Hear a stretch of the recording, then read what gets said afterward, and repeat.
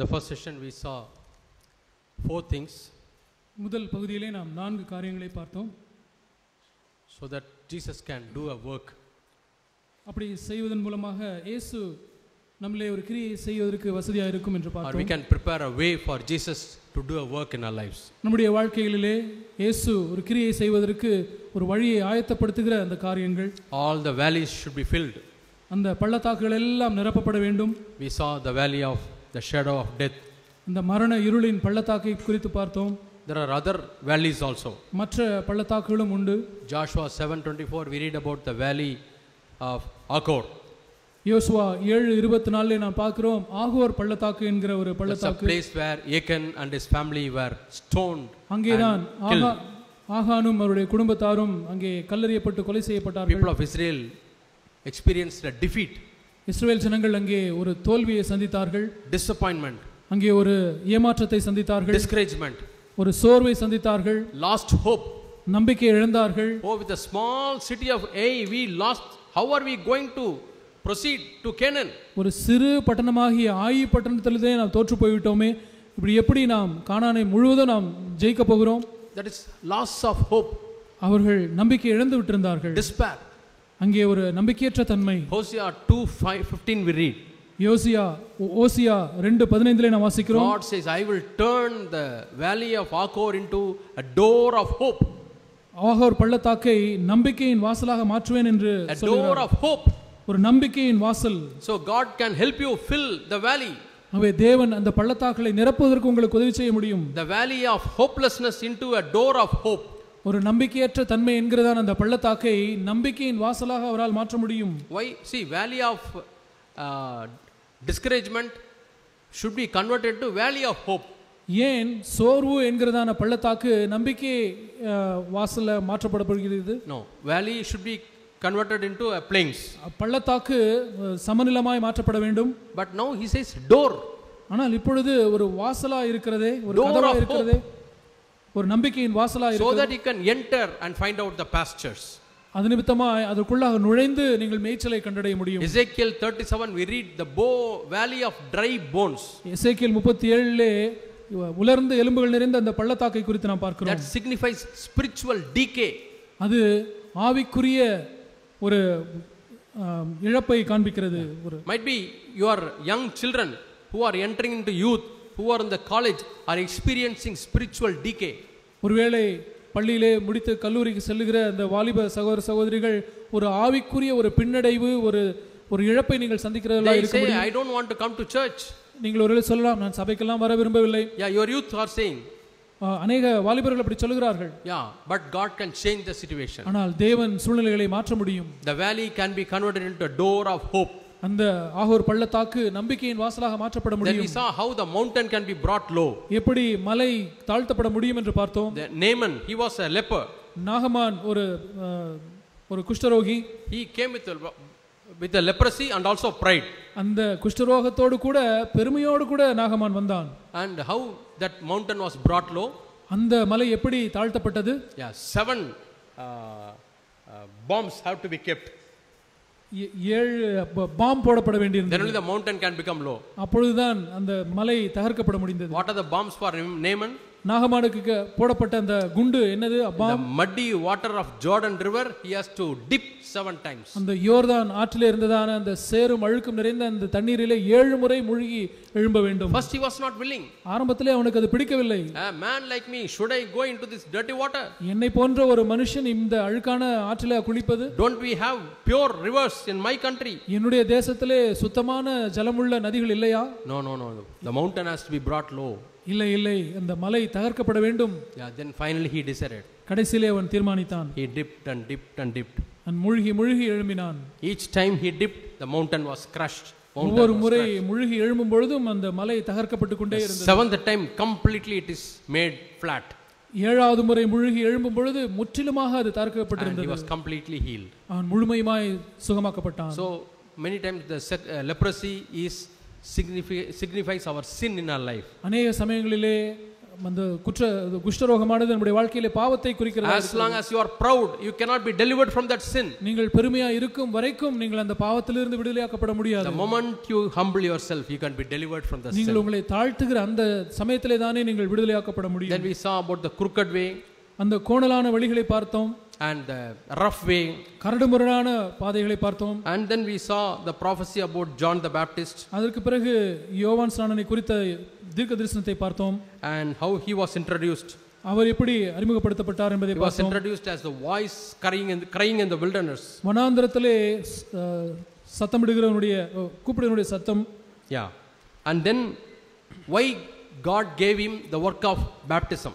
ஏன் தேவன் ஞானஸ்நானம் கொடுக்கிற வேலையை யோவானுக்கு கொடுத்தார் என்பதை பார்த்தோம். To reveal Jesus to Israel. இயேசுவை இஸ்ரவேலுக்கு வெளிப்படுத்தும்படியாக அதை கொடுத்தார். To reveal Jesus to us also.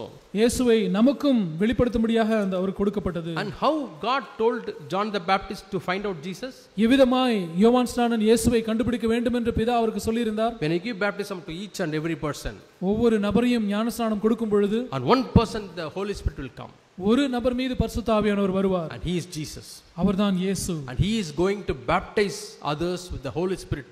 அவர்தான் மற்றவர்களை பரிசுத்த ஆவியினால் மற்றவர்களுக்கு பரிசுத்த ஆவியினால் ஞானஸ்நானம் கொடுக்க போகிறவர். So that's how he introduced. அவ்விதமாய் தான் இயேசுவை அவர் அறிமுகப்படுத்தினார். Now the question is, இப்பொழுது கேள்வி என்ன? have we understood Jesus in this way? இந்த விதத்திலே இயேசுவை நாம் அறிந்து கொண்டிருக்கிறோமா? Have you known Jesus as the one who baptizes you with the Holy Spirit and fire? உங்களுக்கு பரிசுத்த ஆவியினாலும் அக்கினியினாலும் ஞானஸ்நானம் கொடுக்கிறவராக இயேசுவை அறிந்து கொண்டிருக்கிறோமா? Sometimes we say, I am living a good spiritual life. உங்களிலே சில சொல்லுங்கள், நான் ஒரு நல்ல ஆவிக்குரிய வாழ்க்கை தான் வாழ்ந்து கொண்டிருக்கிறேன். I am in a good church. நான் ஒரு நல்ல சபையில இருக்கிறேன். Good family life. நல்ல குடும்ப வாழ்க்கை எனக்கு இருக்கிறது. Good testimony. நல்ல சாட்சி எனக்கு இருக்கிறது. I am satisfied with that. நான் அதிலே திருப்தியா இருக்கிறேன். I am not interested in receiving the Holy Spirit and fire. பரிசுத்த ஆவியானவரையும் அக்கினியையும் நான் பெற்றுக்கொள்வதில் எல்லாம் பெரிய விருப்பம் எனக்கு இல்லை என்று சொல்லலாம். Then you must be greater than Jesus Christ. அப்படி என்றால் நீங்கள் இயேசு கிறிஸ்துவை பார்க்கிலும் மேலானவராய் இருக்க வேண்டும். You must be greater than Jesus Christ. நீங்கள் இயேசு கிறிஸ்துவை காட்டிலும் மேன்மையானவராய் இருக்க வேண்டும். Because Jesus needed the Holy Spirit. ஏனென்றால் இயேசுவுக்கு பரிசுத்த ஆவியானவர் தேவைப்பட்டார். When he went into the wilderness, அவர் வனாந்திரத்துக்குள்ளே சென்ற பொழுது to be tempted, சோதிக்கப்பட்டார். what do we read? நாம் என்ன வாசிக்கிறோம்? He was filled with the Holy Spirit. அவர் பரிசுத்த ஆவியினாலே நிறைந்தவராய். Read Luke chapter 4 and verse 1. லூக்கா 4ஆம் அதிகாரம் 1ஆம் வசனத்திலே வாசிக்கலாம். Jesus being filled with the Holy Spirit, he left Jordan and went to the wilderness to be tempted. இயேசு பரிசுத்த ஆவியினாலே நிறைந்தவராய் யோர்தானை விட்டு திரும்பி ஆவியானவராலே வனாந்திரத்திற்கு கொண்டு போகப்பட்டார். Why? ஏன் This should be mentioned. ஏன் இது இங்கே சொல்லப்பட வேண்டும்? Jesus himself needed the Holy Spirit to face temptations. இயேசு கிறிஸ்துவுக்கே அந்த சோதனைகளை எதிர்கொள்வதற்கு பரிசுத்த ஆவியானவர் தேவைப்பட்டார். Then he went again for the ministry. அதற்கு பிறகு அவர் ஊழியத்திற்கு சென்றார். We read Luke chapter 4 and verse 14. லூக்கா 4:14 வாசிக்கிறோம். Luke chapter 4 and verse 14. லூக்கா 4ஆம் அதிகாரம் 14ஆம் வசனம். What do we read there? அங்கே நாம் என்ன வாசிக்கிறோம்? Jesus returned in power of the Spirit to Galilee. இயேசு ஆவியானவருடைய பலத்தினாலே கலிலேயாவுக்கு திரும்பி போனார். And he taught in the synagogue, being honored by all. அவர் கீர்த்தி சுற்றிலும் இருக்கிற தேசமெங்கும் பரம்பினது. ஜெபாலயத்திலே அவர் பிரவேசித்தார். So in order to preach in the synagogue, ஜெபாலயத்திலே பிரசங்கிக்கும்படியாக சென்றார். he had to go with the strength of the Holy Spirit. அவர் பரிசுத்த ஆவியானுடைய பலத்தோடு அவர் செல்ல வேண்டியதாக இருந்தது. He was the son of God. அவர் தேவகுமாரனாய் இருந்தார். Why should he be filled with the Holy Spirit? அவர் ஏன் பரிசுத்த ஆவியானவரால் நிரப்பப்பட வேண்டியிருந்தது? Because he knew without the power of the Holy Spirit he cannot do the work. ஏனென்றால் பரிசுத்த ஆவியானவருடைய வல்லமை இல்லாதபடிக்கு அவரால் அந்த வேலையை செய்ய முடியாது என்பதை அவர் அறிந்திருந்தார். If we think that we can do the work without the power of the Holy Spirit, பரிசுத்த ஆவியானவருடைய வல்லமை இல்லாதபடிக்கு நாம் நம்முடைய ஊழியத்தை செய்ய முடியும் என்று நாம் நினைத்தால், either it is a deception, அது ஒரு வஞ்சனை, or we should think that we are greater than Jesus Christ. அல்லது நாம் இயேசு கிறிஸ்துவை காட்டிலும் மேன்மையானவர்கள் என்று நாம் எண்ணிக்கொள்கிறோம். Let that mountain be brought low. அந்த அப்படிப்பட்ட மலைகள் தாழ்த்தப்படட்டும். Let the pride becomes flat. அந்த பெருமையானது சமமாய் தகர்க்கப்படட்டும். Yeah, I would like to read a verse from John chapter 14. யோவான் 14ஆம் அதிகாரத்திலிருந்து ஒரு வசனத்தை வாசிக்க விரும்புகிறேன். John chapter 14. யோவான் 14ஆம் அதிகாரம் and verse 17. 17ஆம் வசனம். John chapter 14 and verse 17. யோவான் 14ஆம் அதிகாரம் 17ஆம் வசனம். He is the Spirit of truth whom the world cannot receive, because it does not see him and does not know him. உலகம் அந்த சத்திய ஆவியானவரை காணாமலும் அறியாமலும் இருக்கிறபடியால் அவரை பெற்றுக்கொள்ள மாட்டாது. அவர் உங்களுடனே வாசம் பண்ணி உங்களுக்குள்ளே இருப்பதால் நீங்கள் அவரை அறிவீர்கள். It's a very important verse. இது மிக முக்கியமான ஒரு வசனம். It tells why the world cannot receive the Holy Spirit. இந்த உலகம் பரிசுத்த ஆவியானவரை ஏன் பெற்றுக்கொள்ள முடியாது என்பதை சொல்லுகிற வசனம். Two reasons. ரெண்டு காரணங்கள். The world cannot receive because it does not see him and does not know him. ஏனென்றால் இந்த உலகம் சத்திய ஆவியானவரை காணாமலும் அறியாமலும் இருக்கிறதுனால் அவரை பெற்றுக்கொள்ள முடியாது. Now, do you belong to this world or you are on the other side? இப்பொழுது நீங்கள் உலகத்திலே உள்ளவர்களாக இருக்கிறீர்களா அல்லது உலகத்தை விட்டு வெளியே இருக்கிறீர்களா? If you do not know the Holy Spirit, if you have not seen the Holy Spirit, you are like any other person in the world. நீங்கள் பரிசுத்த ஆவியானவரை காணாமலும் அறியாமலும் இருப்பீர்களானால் உலகத்தில் இருக்கிற மற்ற எந்த நபரை போலவும் தான் நீங்கள் இருக்கிறீர்கள். So you do not receive the Holy Spirit. அதனாலே நீங்கள் பரிசுத்த ஆவியானவரை பெற்றுக்கொள்ள முடியாது. Now we will have to openly go to God. இப்பொழுது நாம் வெளிப்படையாக நேர்மையாக தேவனிடத்தில் செல்ல வேண்டும். Lord, is it this reason that I have not received the anointing of the Holy Spirit? ஆண்டவரே, இந்த காரணத்தினால் தான் நான் பரிசுத்த ஆவியானவருடைய அபிஷேகத்தை பெறாமல் இருக்கிறேனா? That I do not know him, that I do not see him. நான் அவரை காணாமலும் அவரை அறியாமலும் இருக்கிறபடினாலா நான் ஆவியை பெறாமல் இருக்கிறேன். In the New Living Translation version, the New Living Translation என்கிற அந்த வேத மொழிபெயர்ப்பிலே these two words are used. இந்த இரண்டு வார்த்தைகள் பயன்படுத்தப்பட்டிருக்கிறது. They don't look for the Holy Spirit. அவர்கள் பரிசுத்த ஆவியானவரைக்காக தேடி பார்க்கிறதில்லை. They don't look for him. அவர் பரிசுத்த ஆவியானவர் எங்கே என்று அவர்கள் பார்க்கிறதே இல்லை. I remember Joseph and Mary. யோசேப்பையும் மரியாளையும் குறித்து நான் யோசித்து பார்க்கிறேன். When they left Jesus and forgot him to bring him back to home, எருசலேமிலே தேவாலயத்திலே இயேசுவானவரை விட்டுவிட்டு அவர்கள் வீட்டுக்கு திரும்பி வந்த பொழுது, he was 12 years old. இயேசு 12 வயது உள்ளவராய் இருந்தார். And Mary and Joseph, they were searching. மரியாளும் யோசேப்பும் இயேசுவை தேடினார்கள். And what they were doing? அவர்கள் என்ன செய்து கொண்டிருந்தார்கள்? They went to the church, synagogue. அவர்கள் சுற்றிலும் பார்த்தார்கள், தேடினார்கள். They went to the temple. அவர்கள் தேவாலயத்துக்கு சென்று தேடினார்கள். They were looking for Jesus. இயேசுவை எங்கே என்று தேடினார்கள். That is a meaning. அதுதான் அதனுடைய பொருள். Where is Jesus? Where is Jesus? இயேசு எங்கே என்று பார்த்தார்கள். Look with a search. அங்கே ஒரு தேடுகிற ஒரு ஆவியோடு பார்த்தார்கள். They were looking for Jesus. இயேசுவை கண்டுபிடிக்க வேண்டும் என்று தேடினார்கள். You are going for a wedding. நீங்க கல்யாணத்துக்கு போகிறீர்கள். And you receive a news that your close relative is coming for the wedding. உங்களுடைய நெருங்கிய நண்பர் அந்த திருமணத்துக்கு வருகிறார் என்று அறிந்து போகிறீர்கள். So when you go and sit in the wedding hall, அங்கே அந்த கல்யாண அந்த அறையிலே நீங்கள் இருக்கிறீர்கள். You don't look at the bride and groom.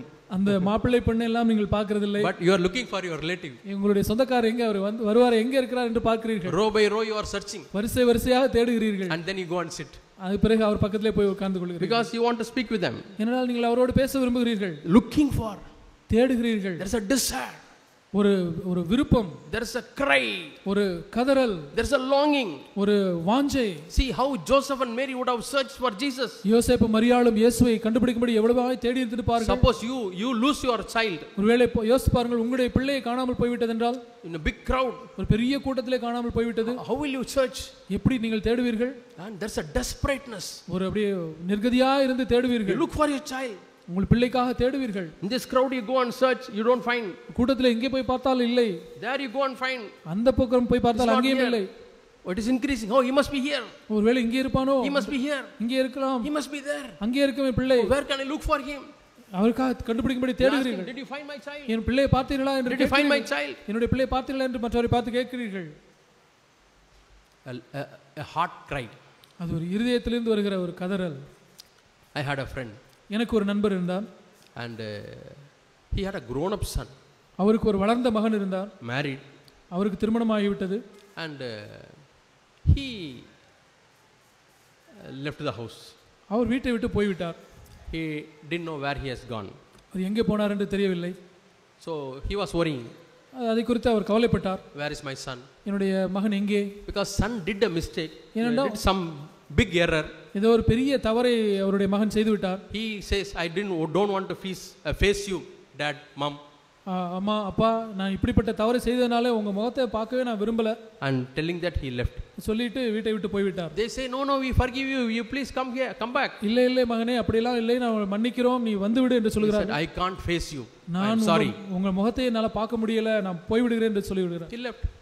அவர் போய்விட்டார். So they rang up to this place, that place, whether my son is there, my son is there. என் மகன் இங்கே இருக்கிறானா அங்கே இருக்கிறானா என்று சொல்லி வெவ்வேறு இடங்களுக்கு ஃபோன் அடித்து கேட்கிறார்கள். And nowhere. எந்த ஒரு பதிலும் இல்லை. And this old father, no, ஒரு வயதான அந்த தகப்பன், he also become sick. அவரும் வியாதிப்பட்டு விட்டார். He cannot move around. அவராக போய் அங்கெங்கும் போய் தேட முடியாது. So all the time he will watch TV. எப்பொழுதுமே ஒரு டிவி பார்த்து கொண்டே இருப்பார். He will listen to messages also. செய்தியும் அவர் கேட்பார். And the TV is seeing. டிவியிலே அப்படி பார்த்து கொண்டிருக்கிறார். There's a news. அங்கே ஒரு செய்தி வருகிறது. In one particular place, ஒரு குறிப்பிட்ட இடத்திலே young people involved in temple theft. ஒரு கோயில் திருட்டிலே வாலிபர்கள் சம்பந்தப்பட்டிருக்கிறார்கள் என்று They செய்தி. stole lot of gold. அவர்கள் நிறைய கோவிலிலிருந்து தங்கத்தை கொள்ளையடித்து விட்டார்கள். And police caught them. Police அவர்களை பிடித்து விட்டார். And they are put in prison. அவர்களை ஜெயிலில் அடைத்து விட்டார்கள். And these are the 7 people. இந்த நபர்கள் தான் அதிலே தொடர்புடையவர்கள். So they are showing the photo of the 7 people. அந்த போட்டோ அந்த ஒரு சில நபருடைய போட்டோ இருக்கிறது. He was shocked. His son was there. அவருடைய மகன் அதிலே இருக்கிறதுனால பார்த்து ரொம்ப அதிர்ச்சி அடைந்தார். My son is caught in this crime. என்னுடைய மகன் இப்படிப்பட்ட அந்த பெரிய குற்றத்திலே மாட்டிக்கொண்டானே. And he started deeply worrying. மிக ஆழமாக அவர் கவலை அடைந்தார் அதை குறித்து. So he rang up to IG. அந்த இன்ஸ்பெக்டர் ஜெனரலுக்கு ஃபோன் அடித்தார். My son must be in some prison. என்னுடைய மகன் ஏதோ ஒரு சிறைச்சாலையில் இருக்கிறான். I don't know where he is. அவன் எங்கே இருக்கிறான் என்று எனக்கு தெரியவில்லை. If he is there, I can send some food. அவன் அங்கே இருந்தால் அவனுக்கு ஏதாவது சாப்பாடாவது நான் கொடுப்பேன். So he says, he was telling me, அவர் இந்த காரியத்தை எல்லாம் என்னிடத்தில் சொன்னார். I will sit for dinner or lunch. நான் மதிய உணவுக்காக இரவு உணவுக்காக உட்காருவேன். I will take the food. நான் சாப்பாட்டை எடுப்பேன். About to eat, சாப்பிட போவேன். I remember my son. என்னுடைய மகனை ஞாபகப்படுத்துகிறது. Oh, in the prison, whether my son ate or not, I don't know. ஜெயிலிலே என்னுடைய மகன் சாப்பிட்டானா இல்லையா என்று தெரியவில்லை. Are they giving good food or no? நல்ல சாப்பாடு அவர்கள் கொடுக்கிறார்களா இல்லையா தெரியவில்லை. He will shed some tears. கண்ணீர் விடுவார். He will put it, wash his hand and go. சாப்பாட்டை வைத்து விட்டு கையை கழுவிட்டு அவர் போய் விடுவார். He will lie down and weep. படுத்து அப்படி அழுவார். He called me. அவர் என்னை அழைத்தார். And said, இவ்விதமாக சொன்னார். Do you know anybody in the police department? Police டிபார்ட்மெண்ட்ல உங்களுக்கு யாராவது தெரியுமா? Yes, I said. எனக்கு தெரியும் என்று சொன்னேன். Please ask him whether my son is there, which prison. அந்த எந்த ஜெயில்ல என் மகன் இருக்கிறான் என்பதை தயவு செய்து கேட்டு சொல்லுங்கள். I sent a photo. அந்த நான் போட்டோவை கூட அனுப்புறேன் என்று சொன்னார். And he rang up. திரும்ப ஃபோன் அடித்தார். Today I saw him driving the bike. இன்னைக்கு அவர் பைக் ஓட்டி கொண்டு போறதை நான் பார்த்தேன். Before I catch him, he fled away. நான் பிடிக்கிறதுக்குள்ள அவன் வேகமா ஓடிட்டு போய் விட்டான். He was confused. குழப்பமடைந்து விட்டார். I thought he is in prison. ஜெயில்ல இருக்கான்னு நினைத்தேன். But now he said he is in bike. இங்கே பைக்ல அவன் போய்கிட்டு இருக்கானே. Please ask him to catch him and talk to him. தயவு செய்து அவனை எப்படியாவது பிடித்து அவனிடத்திலே பேசும்படி சொல்லுங்கள் என்று சொன்னார். Day and night looking for his son. இரவும் பகலும் தன்னுடைய மகனைக்காக தேடி கொண்டிருந்த நபர். Searching. தேடி கொண்டிருந்தார். Crying, weeping. அழுது கொண்டிருந்தார். Not able to take food. சாப்பிட கூட முடியவில்லை. Can you feel that pain? அந்த வலியை உங்களால் உணர முடியுமா? Then after 1 or 2 years, ஓரிரு வருடங்களுக்கு பிறகு son came. மகன் வந்தான். With a gold chain. ஒரு தங்க செயின் எல்லாம் போட்டுக்கொண்டு. சூட்கேஸ்லாம் வைத்துக்கொண்டு. Daddy, I am coming from Singapore. நான் சிங்கப்பூர்ல இருந்து வரேன்ப்பா அப்படினு சொன்னான். Where are you? Singapore. சிங்கப்பூர்லயா இருந்த? Yes, Daddy. ஆமாப்பா. How many years? எவ்வளவு வருஷம் இருந்த? The moment I left home, I went to Singapore. நான் வீட்டை விட்டு போன நாள்ல இருந்து நான் சிங்கப்பூர்ல தான் இருக்கேன். I am working. Then who is this fellow? அப்படினா இந்த நபர் யாரு? Somebody else. யாரோ ஒருவர். But he was thinking of his son. ஆனால் அவர் தன்னுடைய மகனை குறித்து யோசித்துக் கொண்டே இருந்தார். Somebody looks like his son. மகனை போல யாரோ ஒருவர் இருக்கிறார். Somebody looks like his son. யாரோ என் மகனை போல இருக்கிறாரு. No, that is how we work at it. அப்படிதான் நாம் யோசிக்கிறோம். Our body works. அப்படிதான் நம்முடைய mind works. நம்முடைய மனது அப்படிதான் வேலை செய்கிறது. You lose 50 rupees or 500 rupees. ஏதோ ஒரு 50 ரூபாய் 500 ரூபாய் நீங்கள் தொலைத்து விட்டால் you go searching for it. எங்கேயோ தேடி பார்க்கிறீர்கள். Every paper in the dustbin looks like 500 rupees. ஏதோ குப்பை தொட்டில இருக்க எந்த பேப்பரை பார்த்தாலும் 500 ரூபாய் 50 ரூபாய் மாதிரி. Oh, that like a 500 rupees. அல்லது 500 ரூபாய் மாதிரி தெரியும். When you go near, it is a trash. அங்க போனால் அது ஒரு குப்பை. Look for. தேடுகிறது. A search. தேடி கண்டுபிடிக்க வேண்டும் என்று கண்டுபிடிப்பது. This world, the people in the world, they don't look for the Holy Spirit. இந்த உலகத்தில் இருக்கிற ஜனங்கள் இந்த உலகம் பரிசுத்த ஆவியானவருக்காக அப்படி தேடுகிறது இல்லை. So they do not receive him. ஆகவே அவர்கள் பெற்றுக்கொள்ளுகிறது இல்லை. Yeah, the number 2. இரண்டாவது காரியம், they do not know him. அவர்கள் அவரை அறியாதிருக்கிறார்கள். The another word used in the NLT is, NLT யிலே பயன்படுத்தப்பட்ட இன்னொரு வார்த்தை, they do not recognize. அவர்களை கண்டுபிடிக்க முடியவில்லை. They could not recognize the Holy Spirit. பரிசுத்த ஆவியானவரை அவர்களால் அடையாளம் கண்டுகொள்ள முடியவில்லை. They could not recognize who the Holy Spirit is. பரிசுத்த ஆவியானவர் யார், அவர் எப்படி இருப்பார் என்று அவர்களால் அடையாளம் கண்டுகொள்ள முடியவில்லை. Jesus was in this world. இயேசு கிறிஸ்து இந்த பூமியிலே வாழ்ந்த பொழுது people could not recognize him. ஜனங்கள் அவரை அடையாளம் கண்டுகொள்ள முடியாதிருந்தார்கள். They could recognize him as son of Joseph, son of Mary, son of carpenter. அவரை பார்த்து இவர் யோசேப்புடைய குமாரன், மரியாளுடைய குமாரன், தச்சனுடைய குமாரன் என்று தான் அவர்கள் அடையாளம் கண்டுகொண்டார்கள். But they could not recognize him as the son of God. ஆனால் அவர்கள் அவரை தேவனுடைய குமாரன் என்று அடையாளம் கண்டுகொள்ள முடியாது. So what happened? என்ன நடந்தது? A very very sad verse. மிக துக்கமான ஒரு வசனம். John chapter 1 and verse 11. யோவான் எழுதின சுவிசேஷம் 1ஆம் அதிகாரம் 11ஆம் வசனம். John chapter 1 and verse 11. யோவான் 1:11. He came unto his own. அவர் தம்முடையவர்களுக்காக வந்தார், தமக்கு சொந்தமானதிலே வந்தார். But his own received him not. அவருக்கு சொந்தமானவர்களோ அவரை ஏற்றுக்கொள்ளவில்லை. Very sad verse registered in the Bible. வேதத்திலே பதிவு செய்யப்பட்டிருக்க மிக துக்ககரமான ஒரு வசனம். He came for his own people. அவர் தமக்கு சொந்தமான ஜனங்களுக்கு வந்தார். His own people means people of Israel. தம்முடைய சொந்த ஜனம் என்றால் இஸ்ரவேல் ஜனங்கள். But his people rejected him. ஆனால் அவருடைய ஜனங்கள் அவரை தள்ளிவிட்டார்கள். They did not recognize him. அவர்களை அடையாளம் கண்டுகொள்ள முடியவில்லை. Jesus shed tears. இயேசு கண்ணீர் வடித்தார். When he saw Jerusalem, he wept for it. எருசலேமை பார்த்த பொழுது அவர் அதற்காக கண்ணீர் விட்டு அழுதார். So many times like a hen gathers his chick, I came. Hen gathers her chick, I came, but you are not willing to come to me. கோழி தன் குஞ்சுகளை கூட்டி சேர்க்கும் வண்ணமா எத்தனையோ முறை உன்னிடத்திலே நான் வந்தேன், ஆனாலும் நீ சமாதானத்துக்கான தேடவில்லை என்று சொல்லி கண்ணீர் விட்டு அழுதார். They said, release Barabbas, crucify Jesus. பரபாசை எங்களுக்காக விடுதலை பண்ணுங்கள், இயேசுவை சிலுவையில் அறையுங்கள். We don't want this person. We don't want this person. இந்த நபர் எங்களுக்கு வேண்டியதில்லை என்று சொன்னார்கள். What sin he did? அவர் என்ன பாவம் செய்தார்? What crime he did? அவர் என்ன குற்றம் செய்தார்? What harm he did? என்ன துன்பம் செய்தார்? But they said crucify him. ஆனாலும் அவர்களை பார்த்து அவரை பார்த்து இவரை சிலுவையில் அறையும் என்று சொன்னார்கள். Because they expected him to be a political leader, he came as a spiritual leader. ஆனால் அவர்கள் அவரை ஒரு அரசியல் தலைவராக எதிர்பார்த்தார்கள், அவரோ ஒரு ஆவிக்குரிய தலைவராய் வந்தார். So they rejected. ஆகவே அவர்கள் ஏற்றுக்கொள்ளவில்லை. They did not recognize him. அவரை அவர்களால் அடையாளம் கண்டுகொள்ள முடியவில்லை. So they grieved the Son of God. தேவ குமாரனை அவர்கள் துக்கப்படுத்தினார்கள். They grieved the Heavenly Father. பரலோக பிதாவுக்கு ஒரு துக்கத்தை ஏற்படுத்தினார்கள். Now I want to apply this verse to us. இப்பொழுது இந்த வசனத்தை நமக்கு பொருத்தும்படியாக நான் விரும்புகிறேன். Now we belong to him. நாம் அவருக்கு சொந்தமானவர்கள். Because the second verse says, 12th verse says, 12ஆம் வசனம் சொல்லுகிறது, as many as received him, to them he gave power to become the children of God. அவருடைய நாமத்தின் மேல் விசுவாசம் உள்ளவர்களாய் அவரை ஏற்றுக்கொண்டவர்கள் எத்தனை பேர்களோ அத்தனை பேர்களும் தேவனுடைய பிள்ளைகளாகும்படி அவர்களுக்கு அதிகாரம் கொடுத்தார். So now who are all we? ஆகவே நாமெல்லாம் யார்? We are all children of God. நாம் எல்லாரும் தேவனுடைய பிள்ளைகளாய் இருக்கிறோம். We belong to him. நாம் அவருக்கு சொந்தமானவர்களாய் இருக்கிறோம். We belong to him. நாம் அவருக்கு சொந்தமானவர்கள். Now the Holy Spirit comes to those who belong to him. இப்பொழுது பரிசுத்த ஆவியானவர் தமக்கு சொந்தமானவர்களிடத்திலே வருகிறார். But my people do not recognize him. ஆனால் என்னுடைய ஜனங்கள் என்னை அடையாளம் கண்டு கொள்ளவில்லை. They don't recognize him. என்னை அவர்கள் அடையாளம் கண்டு கொள்ளவில்லை. So Holy Spirit is grieved. ஆகவே பரிசுத்த ஆவியானவர் துக்கமடைகிறார். Bible says do not grieve the Holy Spirit. வேதம் சொல்லுகிறது பரிசுத்த ஆவியானவரை துக்கப்படுத்தாதீர்கள். How can you grieve the Holy Spirit? பரிசுத்த ஆவியானவரை நீங்கள் எப்படி துக்கப்படுத்த முடியும்? By not recognizing him. அவரை அடையாளம் கண்டு கொள்ள முடியாது என்று I am going to face temptation. நான் இப்பொழுது சோதனையை சந்திக்க போகிறேன். I don't ask for the power of the Holy Spirit. பரிசுத்த ஆவியானவருடைய வல்லமைக்காக நான் கேட்கிறதில்லை. I don't ask for the fullness of the Holy Spirit. பரிசுத்த ஆவியானவருடைய நிறைவுக்காக கேட்கிறதில்லை. I don't ask for the strength of the Holy Spirit. பரிசுத்த ஆவியானவருடைய பலனுக்காக கேட்கிறதில்லை. I don't recognize the need for the Holy Spirit. பரிசுத்த ஆவியானவர் எனக்கு தேவைப்படுகிறார் என்பதை நான் உணராதிருக்கிறேன். But he is sent for that purpose. ஆனால் அவர் அந்த நோக்கத்துக்காக தான் அனுப்பப்பட்டார். See in John's Gospel chapter 14.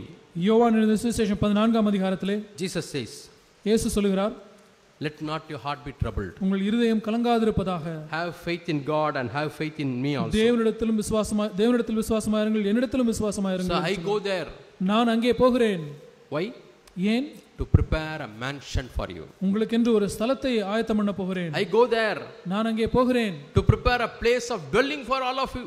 நாம் வாசம் பண்ணுகிறதான ஒரு ஸ்தலத்தை உங்கள் எல்லாருக்காக உருவாக்கும்படியாக நான் போகிறேன். Now you are going there. நீங்கள் அங்கே போகிறீர்கள். Will you be able to find your mansion? உங்களுடைய வாசஸ்தலத்தை உங்களால் கண்டுபிடிக்க முடியுமா? Or at least a dormitory will I get? அல்லது ஒரு டார்மெட்ரியாவது எங்களுக்கு கிடைக்குமா? Or can I sleep in a veranda? அல்லது ஒரு திண்ணையிலே ஒரு வராண்டாவிலே நான் படுத்துக்கொள்ள முடியுமா? Yeah. There was one preacher. ஒரு பிரசங்கியார் இப்படி சொன்னார். He was talking to me. அவர் என்னிடத்தில் இப்படி பேசிக் கொண்டிருந்தார். Because I told him that I cannot do certain things நான் because of the truth. என்னுடைய நம்பிக்கைக்கு நிமித்தமாக நான் ஒரு சில காரியங்களை என்னால் செய்ய முடியாது என்று அவரிடத்தை சொன்னேன். Then he said, அவர் சொன்னார், you all will be great there in the kingdom of God. நீங்கள் எல்லாரும் பரலோக ராஜ்யத்திலே பெரியவர்களாக இருப்பீர்களே. But at least God will give me a peon job. எனக்கு ஆண்டவர் எனக்கு ஒரு பியூன் ஒரு வேலையாக கொடுப்பார் என்று சொன்னார். Is it our faith that we want to be an attender in the heaven, or we want to lie down in the corridor? ஒரு பரலோகத்திலே போய் ஒரு அட்டெண்டராகவோ அல்லது ஒரு காரிடாரிலே படுத்துக்கொள்கிற அப்படித்தான் நம்முடைய நம்பிக்கை இருக்கிறதா? I think this mansion is the presence of God. இந்த வாசஸ்தலம் என்பது தேவனுடைய பிரசன்னம் என்று நான் விசுவாசிக்கிறேன். Are we going to see Jesus there? இயேசுவை நாம் போய் அங்கே பார்க்க போகிறோமா? So he says, I am going to prepare a place for you. இயேசு சொன்னார், நான் உங்களுக்காக ஒரு ஸ்தலத்தை ஆயத்தம் பண்ண போகிறேன். And when I come back, I will take you to that place. நான் திரும்பவும் வரும்பொழுது உங்களை எல்லாரையும் அந்த இடத்துக்கு நான் அழைத்து செல்வேன். So don't worry. ஆகவே கவலைப்படாதீர்கள். Then number 2. இரண்டாவது காரியம். He says, அவர் சொல்லுகிறார், I am going there. நான் ஏன் அங்கே போகிறேன்? For second reason. இரண்டாவது காரணம். What is the reason? அது என்ன காரணம்? If I don't go there, நான் போகாவிட்டால் I cannot send you the Holy Spirit. உங்களுக்கு பரிசுத்த ஆவியானவரை நான் அனுப்ப முடியாது. Yeah, you will not be like orphans here. நீங்கள் அனாதைகளைப் போல இருப்பீர்கள். Read John chapter 16. யோவான் 16 அதிகாரம் and verse 7. 7 வசனம். John 16 and verse 7. யோவான் 16:7. I am telling you the truth. நான் உங்களுக்கு உண்மையை சொல்லுகிறேன். It will be worth that I go there. நான் போகிறது உங்களுக்கு பிரயோஜனமாக இருக்கும்.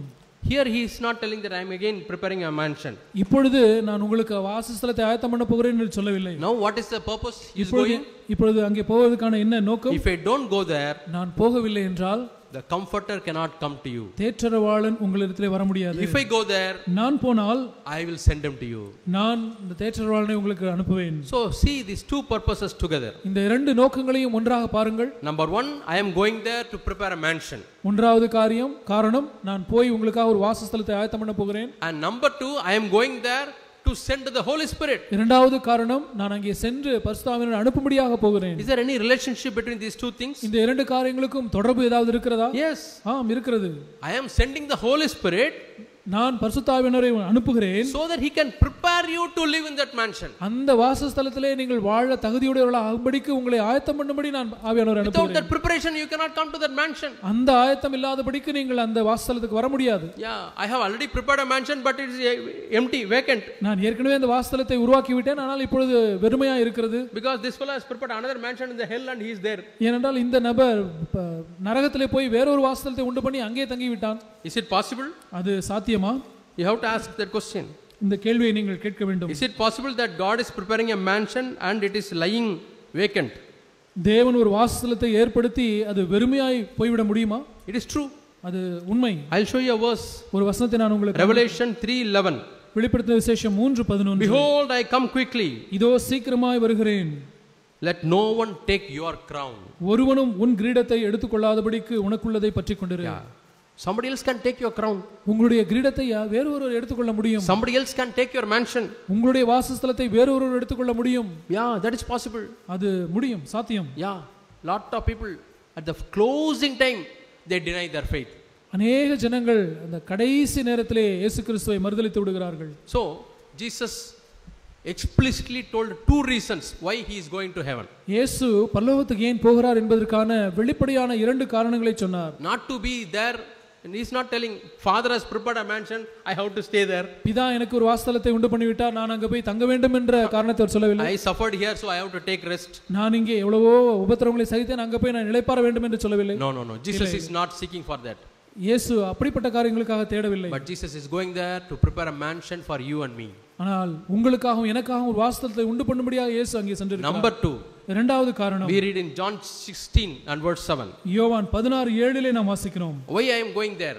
நான் ஏன் அங்கே போகிறேன்? If I go there it will be beneficial for you. நான் அங்கே போவது உங்களுக்கு பிரயோஜனமாக இருக்கும். Because I will send you the comforter. அப்பொழுது நான் தேற்றரவாளனை உங்களிடத்தில் அனுப்புவேன். I will send you the Holy Spirit. பரிசுத்த ஆவியானவரை உங்களுக்கு அனுப்புவேன். Now you may ask, இப்பொழுது நீங்கள் ஒரு கேள்வி கேட்கலாம். What father is doing? பிதா என்ன செய்து கொண்டிருக்கிறார்? Only Jesus has to go and send the Holy Spirit? இயேசு தான் போய் பரிசுத்த ஆவியானவரை அனுப்ப வேண்டுமா? Why can't father send the Holy Spirit? ஏன் பிதா பரிசுத்த ஆவியானவரை அனுப்ப முடியாது? There is a truth in that. அதிலே ஒரு சத்தியம் இருக்கிறது. See, Jesus ascending to the Father. இயேசு பிதாவினிடத்திலே போகிறார். It is like this. இவ்விதமாய் தான் அந்த காரியம் He is இருக்கிறது. the chief priest. அவர் பிரதான ஆசாரியராய் We இருக்கிறார். read in the book of Hebrews chapter 9 and 10. எபிரேயர் 9:10 நாம் வாசிக்கிறோம். He shed his precious blood. அவர் தம்முடைய பரிசுத்த இரத்தத்தை சிந்தியிருக்கிறார். And he takes that blood. அந்த இரத்தத்தை எடுத்துக்கொண்டு செல்கிறார். Typically. அப்படியே எடுத்துக்கொண்டு செல்கிறார். He takes that blood. அவர் அதை எடுத்துக்கொண்டு செல்கிறார். And goes to the Father. பிதாவினிடத்திலே அந்த இரத்தத்தை எடுத்துக்கொண்டு Because செல்கிறார். Father is God. ஏன்னா பிதா தேவனாய் இருக்கிறார். And Jesus is the chief priest. இயேசு பிரதான ஆசாரியராய் இருக்கிறார். Like Aaron, chief priest, takes the blood and goes to the most holy place. பிரதான ஆசாரியனாய் இருந்த ஆரோன் அந்த இரத்தத்தை எடுத்துக்கொண்டு மகா பரிசுத்த ஸ்தலத்திற்கு பிரவேசிப்பது போல வருடத்துக்கு ஒரு முறை பிரவேசிப்பது போல and the most holy place he shows the blood to God. அந்த மகா பரிசுத்த ஸ்தலத்திலே இரத்தத்தை தேவனிடத்திலே காண்பிக்கிறார். Lord, so many animals died because of the people's sin. தேவனே ஜனங்களுடைய பாவத்து நிமித்தமாக எத்தனையோ மிருகங்கள் பலியாகப்பட்டிருக்கிறது. So the sin of the people are put on the animals. அந்த ஜனங்களுடைய பாவங்கள் எல்லாம் இந்த மிருகங்கள் மீது போடப்பட்டிருக்கிறது. So animals are punished. அந்த மிருகங்கள் தண்டிக்கப்பட்டு விட்டது. So people are delivered. ஜனங்கள் விடுதலையாக்கப்பட்டார்கள். That's how people of Israel, God wanted to learn the lesson.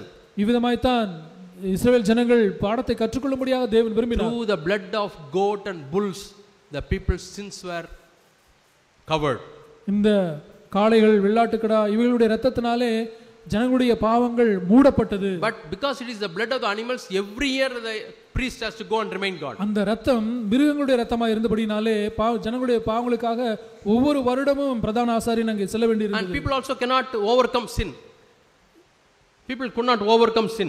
ஜனங்கள் பாவத்தை மேற்கொள்ளவும் முடியாது இருந்தது. So every year same blood, same type of animals had to be killed. ஒவ்வொரு வருடமும் அதே விதமான மிருகங்களுடைய இரத்தத்தை எடுத்துக்கொண்டு செல்ல வேண்டியதா இருந்தது. Now Jesus takes the precious sinless blood to the Father. இப்பொழுது இயேசு மிக விலையேறப்பெற்ற பாவமில்லாத தம்முடைய இரத்தத்தை பிதாவினிடத்தில் எடுத்து செல்கிறார். And shows the Father. அந்த இரத்தத்தை பிதாவினிடத்திலே காண்பிக்கிறார். This is the punishment I have taken for the people. இந்த ஜனங்களுக்காக தண்டனையை நான் ஏற்றுக்கொண்ட இரத்தம் பிதாவே. So Father sees that people's sins are cleansed. பிதா பார்க்கிறார் ஜனங்களுடைய இரத்தமெல் பாவமெல்லாம் மன்னிக்கப்பட்டது என்று. So tell me Jesus, what should I do? இப்போ கேட்கிறார் இயேசுவே நான் என்ன செய்ய சொல்லுங்க. Now they are ready to receive the Holy Spirit. Send the Holy Spirit. எத்தனையோ என்னுடைய பிள்ளைகள் பரிசுத்த ஆவியை ஏற்றுக்கொள்ளும்படியாக காத்துக் கொண்டிருக்கிறார்கள், பரிசுத்த ஆவியை அனுப்பும் என்று சொல்கிறார். But Lord, they do not know the value. ஆனால் ஆண்டவரே அவர்களுக்கு அதுக்கான மதிப்பு தெரியவில்லை. Okay, send to those who value it. பரிசுத்த ஆவியை மதிக்கிறவர்களுக்காக மாத்திரம் அவரை அனுப்பும் என்று send to those who look for and recognize. அவரை கண்டு அடையாளம் கண்டு கொள்ளுகிற விரும்புகிறவர்களிடத்திலே அவரை அனுப்பும். Those who cry out. கதறுகிறவர்களுக்காக அனுப்பும். Yes Father, I have already told them when I was in the earth. When I was in the earth, already I told them. ஆம் பிதாவே, நான் பூமியில இருந்த பொழுதே நான் அவருக்காக நீங்க தேட வேண்டும், அறிய வேண்டும் நான் சொல்லிவிட்டேன். Turn to John chapter 7 and 37, 38, 39. யோவான் 7 37 38 39க்கு. Those who hunger and thirst, those who are thirsty, come to me. தாகமாய் இருக்கிறவன் என்னிடத்திலே வந்து பானம் பண்ண கடவன். And drink this water of life. இந்த ஜீவ தண்ணீரை அவன் பானம் பண்ணட்டும். And Jesus told this about the spirit which they were going to receive.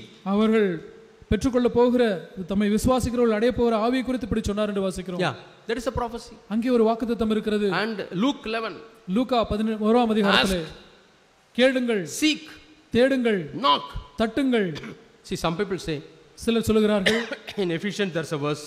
எபேசியரிலே ஒரு வசனம் இருக்கிறது. When we became believers, we have the Holy Spirit. நாம் விசுவாசிகள் ஆன பொழுதே பரிசுத்த ஆவியானவர் வந்து விட்டார் என்று சொல்கிறார்கள். Yeah, I accept it. அதை நான் ஏற்றுக்கொள்கிறேன். Even before you became a believer, பரிசுத்த ஆவியானவர் விசுவாசியை மாறுவதற்கு முன்னதாகவே Holy Spirit was with you.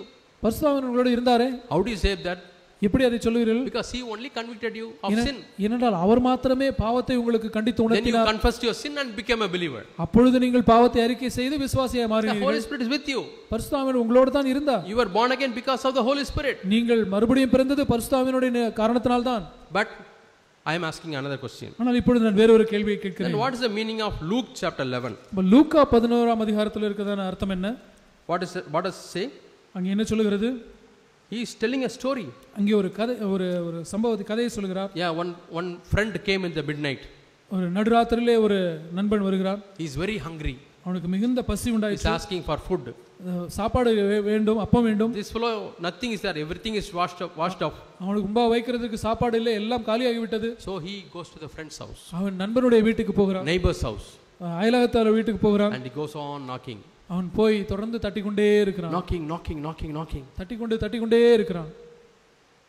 And this fellow saying, who is knocking? யாரு தட்டுறது? Another 5 minutes, if I don't respond, he will go away. 5 நிமிஷம் அப்படியே சத்தம் போடாம இருந்தா அவன் போய் விடுவான். So another 5 minutes he is plugging his ear. 5 நிமிஷம் அப்படி காதை பொத்தி கொண்டு படுத்திருக்கிறான். But the sound is more. ஆனால் சத்தம் இன்னும் அதிகரித்து கொண்டே இருக்கிறது. Dog. டக் டக் என்று கேட்டுக்கொண்டே இருக்கிறது. டக் டக் என்று அடித்துக் கொண்டே இருக்கிறது. Persistent knocking. அதிகமாக தட்டிக்கொண்டே இருக்கிறார்கள். Oh, my children all will wake up. இந்த சத்தத்தை கேட்டு பிள்ளைகள் எல்லாம் எழுந்து விடுவார்கள். Already last 1 hour I sang songs and put them to sleep. கடந்த 1 மணி நேரமா இவங்களுக்கு பாட்டு பாடி இவங்களை தூங்க வைத்திருக்கிறேன். How much difficult it is to put the children to sleep. சின்ன பிள்ளைகளை தூங்க வைக்கிறது எவ்வளவு கடினம் தெரியுமா? Night 10 o'clock you become very tired and come to the bedroom. 10 மணிக்கு களைப்போடு பெட்ரூமுக்கு வருகிறீர்கள். Just then you fed the children. பிள்ளைகளுக்கு சாப்பாடு கொடுத்து விட்டீர்கள். Everything is over. எல்லாம் முடிந்து விட்டது. You come to sleep. தூங்க வருகிறீர்கள். Children get a new life. பிள்ளைகளுக்கு ஒரு புது வாழ்வு வந்த மாதிரி உட்கார்ந்து a new spirit they get. ஒரு புது உற்சாகத்தோடு உட்கார்ந்திருக்கிறார்கள். அவர்கள் விளையாட ஆரம்பிக்கிறார்கள். Another 2 hours. அடுத்த 2 மணி நேரம். Then with much difficulty he put them to sleep. அப்பொழுது மிகுந்த கஷ்டப்பட்டு அவர்களை தூங்க வைக்கிறார். He wanted to sleep. நாம் தூங்க விரும்புகிறோம். 12:30. 12:30 மணி ஆகிவிட்டது. Dog. யாரோ கதவை தட்டுகிறார்கள். Oh, who is knocking? யார் இந்த நேரத்தில் கதவை தட்டுகிறது? And he didn't want children to wake up. பிள்ளைங்க எழுந்து விட கூடாது. Then they will get another new life. ஏனென்றால் இன்னொரு புது உற்சாகம் அவங்களுக்கு வந்து they will play. அவர்கள் விளையாட ஆரம்பித்து விடுவார்கள். So he's not able to bear that. அதை சகித்துக் கொள்ள முடியவில்லை. Yeah, the trouble. அந்த தொந்தரவை. So he comes and opens. வந்து கதவை திறக்கிறார். He is pleading. அவன் அப்படியே கெஞ்சி கேட்கிறான். My friend has come. என்னுடைய சிநேகிதன் வந்திருக்கிறான். Give me bread. எனக்கு வைக்கிறது அப்பம் கொடு. Why are you troubling me? ஏன் என்னை இப்படி தொந்தரவு செய்கிறாய்? Yeah, but I want bread. எனக்கு அப்பம் வேண்டும். I want bread. எனக்கு அப்பம் வேண்டும். Yeah. That's what we read.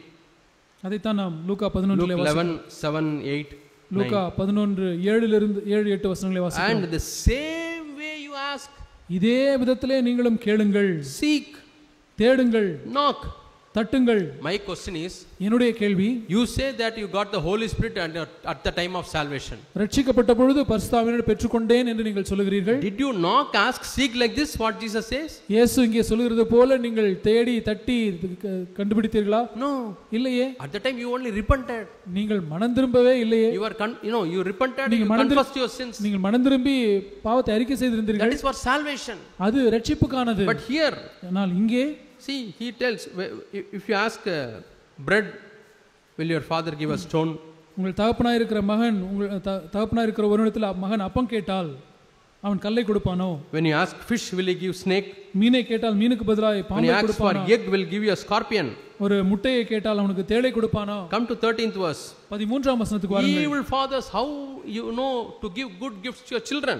பொல்லாதவர்களாகிய நீங்கள் உங்கள் பிள்ளைகளுக்கு நல்ல ஈவுகளை கொடுக்க அறிந்திருக்கும்போது how much more the heavenly Father will give to those who ask him the Holy Spirit. பரம பிதாவானவர் தம்மிடத்தில் வேண்டிக் கொள்ளுகிறவர்களுக்கு பரிசுத்த ஆவியை கொடுப்பது அதிக நிச்சயம் அல்லவா?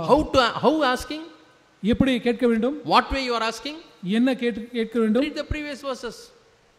முந்தின வசனங்களை வாசித்து பாருங்கள். Are you asking like that? அவிதமாய் நாம் கேட்கிறோமா? So he now through accepting Jesus Christ, I was telling you, Jesus took the blood. நான் சொன்னது போல இயேசு தம்முடைய இரத்தத்தை பிதாவினிடத்தில் எடுத்துக்கொண்டு சென்றார். Our hearts are cleansed. நம்முடைய இருதயங்கள் சுத்திகரிக்கப்பட்டு விட்டது. By the precious blood of Jesus Christ. இயேசு கிறிஸ்துவினுடைய விலையேறப்பெற்ற பரிசுத்தமான இரத்தத்தினாலே கழுவப்பட்டது.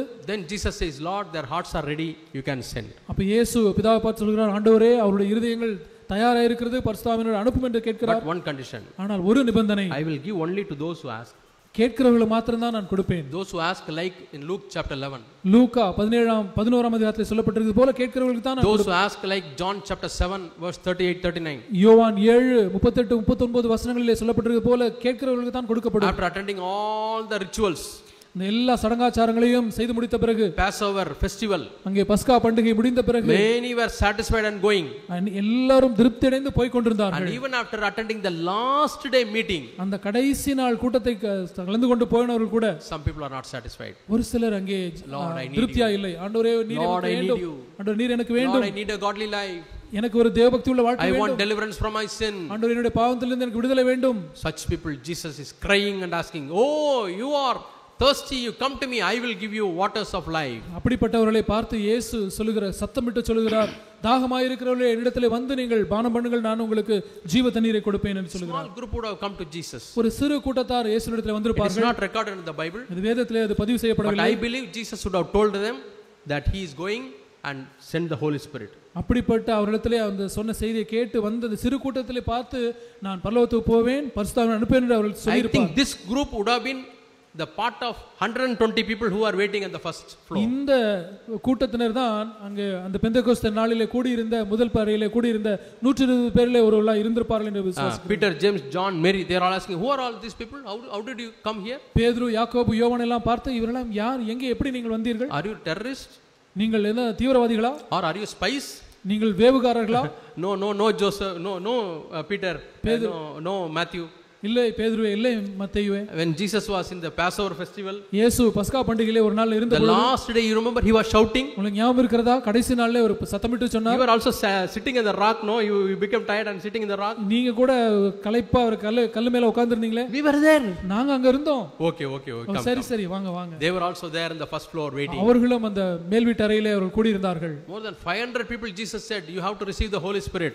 500 பேருக்கு மேலானவர்கள் பரிசுத்தாவியை பெற்றுக்கொள்ள வேண்டும் என்று இயேசு சொல்லியிருந்தார். We read that in Acts chapter 1. அப்போஸ்தலர் நடவடிக்கைகள் 1ஆம் அதிகாரத்தில் வாசிக்கிறோம். But only 120 people came. 120 பேர் தான் வந்திருந்தார்கள். At the time nearly 300-400 people would have gathered. அந்த சமயத்திலே ஒருவேளை 300-400 பேர் கூடி இருந்திருக்கலாம். After third day, மூன்றாம் நாளுக்கு பிறகு brother, one festival, ஒரு ஃபங்க்ஷன் இருக்கு பிரதர், I'll go. நான் போறேன். Okay brother, praise the Lord, God bless you. தேவன் உங்களை ஆசீர்வதித்து போய்ட்டு வாங்க brother. The farm work is there. ஒரு வயல் வேலை இருக்கு. Chicken, mutton, சிக்கன் மட்டன்லாம் வளர்க்கணும். All go, because for you that is the valuable thing, you go. அதுதான் உங்களுக்கு முக்கியமான வேலை, போங்க. They got all those things. அவெல்லாம் பார்த்துக்கொள்ளுங்கள், நீங்க போங்க. And now 120 people valued. 120 பேர் பரிசுத்தாவியை மதித்தார்கள். Let my farm can wait.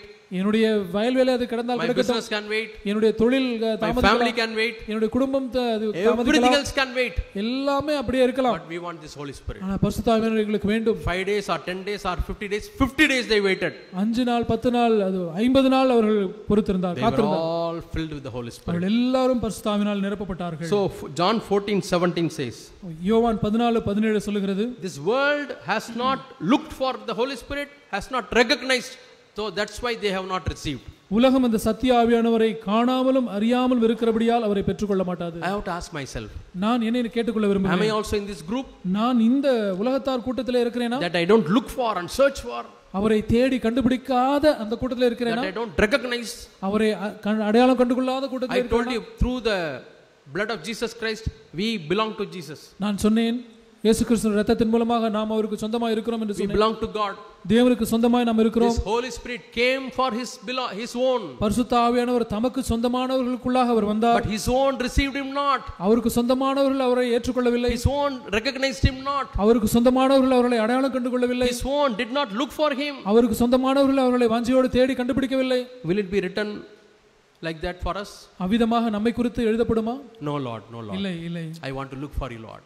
ஆண்டவரே, நான் உம்மை தேடி கண்டுபிடிக்க விரும்புகிறேன். I want to seek you, Lord. உம்மை நான் தேட விரும்புகிறேன். Anoint me with the Holy Spirit, Lord. என்னை பரிசுத்தாவினாலே என்னை அபிஷேகம் ஆண்டவரே. Without that I cannot live a holy life, Lord. ஆண்டவரே, பரிசுத்தாவினர் இல்லாதபடிக்கு என்னால் பரிசுத்த வாழ்க்கை வாழ முடியாது. Without that I cannot bless people, Lord. ஆண்டவரே, அது இல்லாதபடிக்கு நான் ஜனங்களை ஆசீர்வதிக்க முடியாது. It's very clear, when the Holy Spirit comes upon you, you shall receive power. மிக தெளிவாக சொல்லப்பட்டிருக்கிற பரிசுத்தாவினர் வரும்போது நீங்கள் பலன் அடைவீர்கள் என்று சொல்லப்பட்டிருக்கிறது. Acts chapter 1 and verse 8. அப்போஸ்தலர் நடபடிகள் 1ஆம் அதிகாரம் 8ஆம் வசனம். To be witnesses. நீங்கள் சாட்சிகளாய் இருப்பீர்கள். Lord, 10 years I am coming to this church. ஆண்டவரே, நான் 10 வருடங்களாக இந்த சபைக்கு வந்து கொண்டிருக்கிறேன். But I am a poor witness for you, Lord. ஆனால் உமக்கு ஒரு அவ்வளவு நல்ல ஒரு சாட்சியா இல்லையா ஆண்டவரே? I want to be a strong witness for you, Lord. நான் உமக்கென்று ஒரு பலமுள்ள சாட்சியா இருக்க விரும்புகிறேன். Wherever I go I want to be a witness, Lord. எங்கெல்லாம் நான் போகிறேனோ அங்கே உமக்கு நான் சாட்சியா இருக்க விரும்புகிறேன். I need that power from above. அதற்கு நான் உன்னதத்திலிருந்து பலன் எனக்கு வேண்டும். Anoint me, Lord, with the Holy Spirit. பரிசுத்த ஆவியினாலே என்னை அபிஷேகம் ஆண்டவரே. I was living a defeated life. நான் தோற்கடிக்கப்பட்ட ஒரு வாழ்க்கை வாழ்ந்து கொண்டிருந்தேன். I was discouraged. நான் மிகவும் சோர்வடைந்திருந்தேன். I did not have courage. எனக்கு தைரியம் இல்லாதிருந்தது.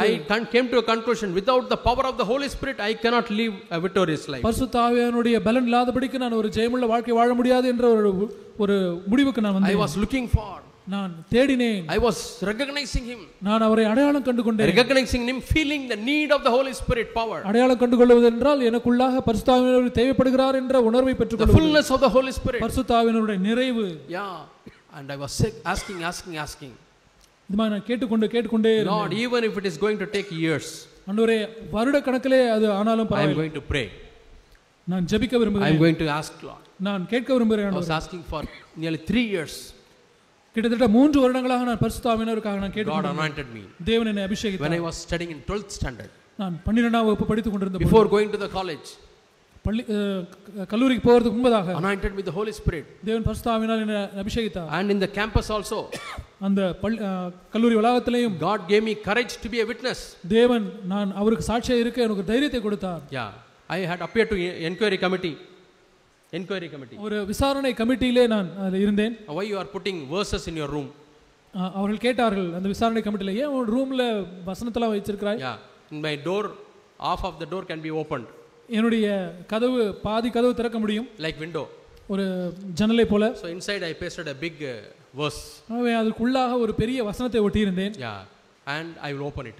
நான் அதை திறப்பேன். So that people who go, they can all read. அங்கே போய் வருகிறவர்கள் எல்லாரும் அந்த வசனத்தை பார்க்கும்படியாக இருக்கும். And in our room, prayer will go on. எங்களுடைய அறையிலே ஜெபம் நடக்கும். And somebody went and complained. He is converting people. யாரோ போய் இப்படி கம்ப்ளைண்ட் பண்ணி இருந்திருக்கார்கள், ஜனங்களை மதமாற்றுகிறான்னு சொன்னார்கள். So the professor, who is also the warden, said you have to appear before the inquiry. இந்த வார்டனா இருக்கிற அவரும் ஒரு ப்ரொஃபசர், அவர் வந்து நீ விசாரணை கமிட்டிக்கு முன்னாடி வந்து பதில் சொல்ல வேண்டும் என்று சொன்னார். I went there. நான் அங்கே போனேன். I said, sir, it's my duty. நான் சொன்னேன், சார் இது என்னுடைய கடமை. If you say others should not see that, மற்றவர்கள் அதை பார்க்க கூடாது என்று சொன்னால் I will paste it inside. நான் உள்ளே வைத்துக் கொள்கிறேன். Yeah, then I took it and posted inside. அதை எடுத்து நான் உள்ளே வைத்துக் கொண்டேன். And I keep my door open. கதவை நான் திறந்து வைத்திருந்தேன். Anybody who can come in can see. உள்ளே வருகிறவர்கள் அதை பார்க்க முடியும். So then we had the prayer cell. அப்பொழுது அந்த ஜெபக்குழு இருந்தது. Many students used to come. அநேக மாணவர்கள் வருவார்கள். Used to share the gospel. அவர்களுக்கு சத்தியத்தை சுவிசேஷத்தை சொல்லுவோம். Share the word. தேவனுடைய வார்த்தையை பகிர்ந்து கொள்வோம். Pray for them. அவர்களுக்காக ஜெபிப்போம். We need the power of the Holy Spirit to be a mighty witness.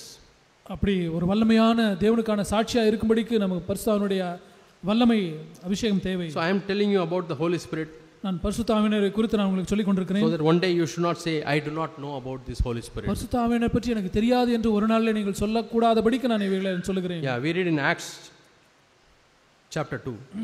அப்போஸ்தலர் நடபடிகள் 2ஆம் அதிகாரம். Yeah, we read that it is a promise. இங்கே ஒரு வாக்குத்தத்தத்தை நாம் வாசிக்கிறோம். Acts 2:33. 2:33. It is a promise. அது ஒரு வாக்குத்தத்தம். It's a promise given by the Father. பிதா அருளிய வாக்குத்தத்தம். And do you claim this promise? இந்த வாக்குத்தத்தத்தை நீங்கள் உரிமை கோருகிறீர்களா? And we read another verse. இன்னும் ஒரு வசனத்தை நாம் வாசிக்கிறோம். 39th verse. 29ஆம் வசனம். This promise is for you. இந்த வாக்குத்தத்தம் உங்களுக்கு உள்ளது. And for your children. உங்களுடைய பிள்ளைகளுக்கு உள்ளது. And for all the people far away. It is for them also. அவர்கள் தூரத்தில் இருக்கிற அவர்களுக்கும் அது உண்டாகும். Lord, ஆண்டவரே, my place is far away from Jerusalem. என்னுடைய வீடு எருசலேமை விட்டு ரொம்ப தூரத்தில் இருக்கிறது. That place is included here. அந்த இடமும் இங்கே அதை உள்ளடக்கி இருக்கிறது. What is your place? உங்களுடைய இடம் எது? Your native place. உங்களுடைய இடம், or the place where you are living. நீங்கள் வசிக்கிற இடம். It is there in 39th verse. அந்த 39ஆம் வசனத்தில் இருக்கிறது. Far away you are there.